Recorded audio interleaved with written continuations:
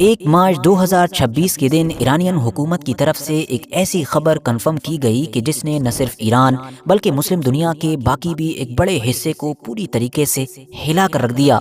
ये खबर कुछ और नहीं बल्कि supreme leader Syed Ali Khamenei की मौत की खबर थी, जो इसराइल और अमेरिका की तरफ से किए गए बिल्कुल शुरुआती हमलों में हुई थी। वैसे इस पूरे मामले को अब कई हफ्ते गुजर चुके हैं। एक लंबी जंग ऑलरेडी लड़ी जा चुकी है, जिसमें न सिर्फ ईरान सर्वाइव कर चुका है बल्कि उसने बड़ी ही बहादुरी और दिलेरी के साथ अपने से कई गुना ताकतवर दुश्मनों को टक्कर भी दी है। मगर कई हफ्तों के इस लंबे पीरियड में बीच बीच में बहुत सारे लोगों के दिमाग में ये सवाल जरूर आता रहा कि आखिर सैयद अली खामनेई की बॉडी कहाँ है, क्योंकि उनकी मौत को कई दिन नहीं, कई हफ्ते नहीं बल्कि अब तो महीना गुजरने को है। मगर फिर भी ना तो अभी तक उनकी नमाज जनाजा हुई है और ना ही उनको दफनाया गया है।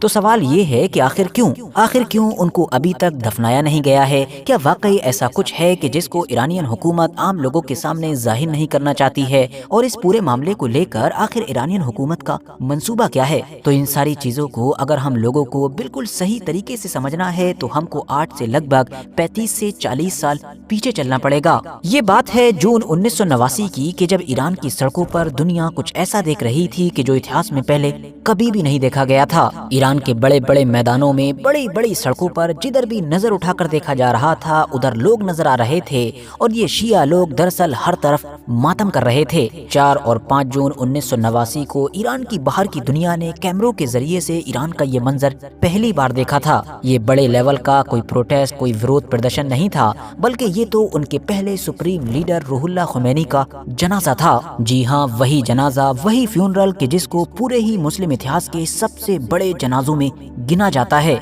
और ऐसा क्यों है ये आपको आगे पता चलेगा। इस्लामिक रिपब्लिक ऑफ ईरान के फाउंडर मतलब के पहले सुप्रीम लीडर सैयद रूहुल्लाह खुमैनी की मौत 3 जून 1989 को हुई थी। ये एक नेचुरल मौत थी और इनकी मौत के बाद ईरानियन हुकूमत ने पैगंबर हजरत मोहम्मद सल्लल्लाहु अलैहि वसल्लम और उनके बाद जितने भी लगातार एक के बाद एक इमाम आए थे, उन तमाम के बाद रूहुल्लाह खुमैनी को शिया लोगों में सबसे दीनी और सबसे प्रभावशाली शख्सियत डिक्लेयर किया था। तेहरान के मसाला मैदान में सूरज की शिद्दत के बावजूद भी बेशुमार लोग सुबह से ही इंतजार में खड़े थे।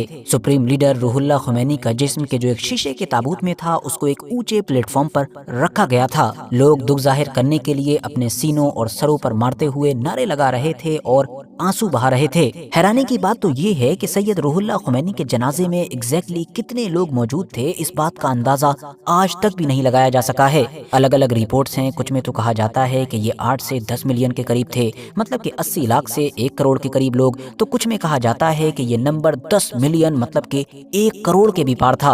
अब ये आंकड़ा सही तौर पर न लगा पाना भी इसी बात का सबूत है कि ये भीड़ हद से ज्यादा बड़ी थी और ये सारे ही लोग रो रहे थे, मातम मना रहे थे और या इमाम के नारे लगाते हुए ताबूत की तरफ बढ़ने की कोशिश कर रहे थे। अब जैसे जैसे वक्त गुजरता जा रहा था वैसे वैसे ये भीड़ भी बढ़ती जा रही थी। पहले से ही इन सारी चीजों को मद्देनजर रखते हुए हुकूमत की तरफ से जो हिफाजत के तमाम इंतजाम किए गए थे वो पूरी तरीके से फेल साबित हुए, क्योंकि भगदड़ मची कि जिसमें 8 लोगों की मौत हो गई जबकि 100 से 150 के करीब लोग बुरी तरीके से जख्मी हो गए। हालात को बेकाबू होता हुआ देखकर अब हुकूमत ने फौरन एक हेलीकॉप्टर की मदद से ताबूत को वहां से निकालने की कोशिश की। हेलीकॉप्टर के पंखों से उठने वाली जो धूल थी उसने भीड़ को और भी ज्यादा बेकाबू कर दिया। पानी छिड़कने वाली जो गाड़ियां मंगवाई गई थी वो भी इस गर्मी में इस बड़ी भीड़ को ठंडा करने में नाकामयाब साबित हो रही थी। अब दिन की बिल्कुल शुरुआत में मतलब सुबह सुबह ही हेलीकॉप्टर की मदद से रूहुल्लाह खुमैनी के ताबूत को बहिश्ते ज़हरा कब्रिस्तान की तरफ ले जाया गया।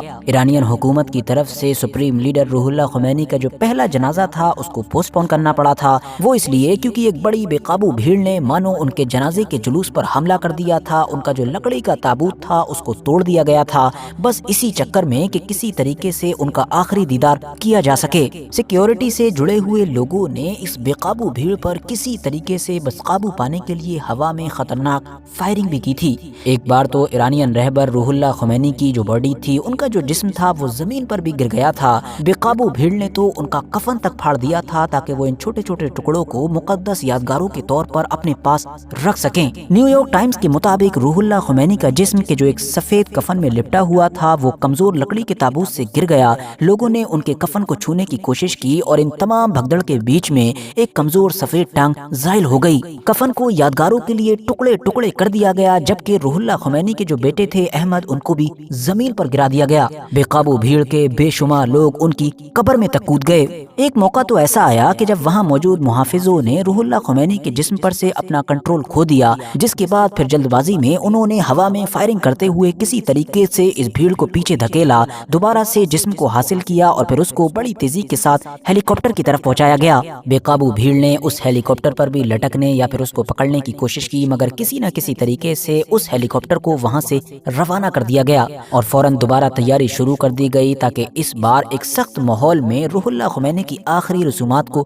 ادا کیا جا سکے۔ لگ بھگ 5-6 گھنٹے کے بعد اور بھی زیادہ سخت سیکیورٹی کے اندر اب ان کا فیونرل دوبارہ شروع کیا گیا۔ اس بار ان کی باڈی کو ایک اسٹیل کے تابوت میں رکھا گیا تھا۔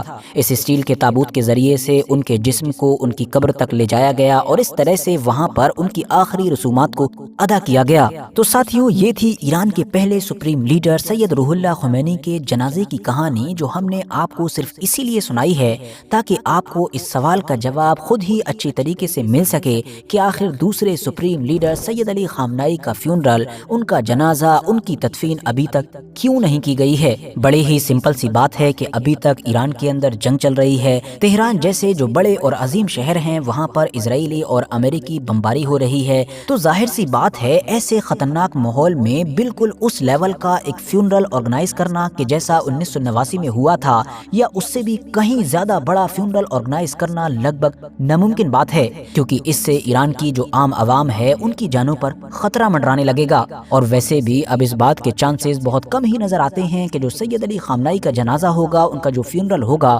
وہ بھیڑ کے معاملے میں سید روح اللہ خمینی کے برابر یا پھر ان سے کم ہوگا، بلکہ ہر حال میں یہ اس سے بڑا ہی ہوگا۔ اس کی مین وجہ یہی ہے کہ جہاں ایک طرف روح اللہ خمینی کی موت ایک نیچرل موت تھی، مطلب بیماری کی وجہ سے ہوئی تھی، وہیں جو سید علی خامنہئی ہیں ان کو ایک طاقتور دشمن کی طرف سے ٹارگٹ کیا گیا ہے۔ تو اب مطلب یہ نکلتا ہے کہ جب تک یہ جنگ رک نہیں جاتی ہے تب تک سید علی خامنہئی کا جنازہ بھی ادا نہیں کیا جائے گا۔ اور ویسے بھی آپ کو یاد ہوگا کہ شروعات میں باقاعدہ ایک ڈیٹ اناؤنس کی بھی گئی تھی جو اگلے 2-3 دن بعد کی ہی تھی، مگر بعد میں اس کو پوسٹ پون کر دیا گیا اور ریزن یہی دیا گیا تھا کہ ابھی وار چل رہی ہے۔ بہت سارے لوگ یہ بھی سوچتے ہیں کہ آخر ایرانین حکومت یہ کام سیکریٹلی بھی تو کر سکتی ہے، مطلب خفیہ طور پر، کہ جہاں پر چند لوگ شامل ہوں اور ان کا جنازہ ادا کر دیا جائے۔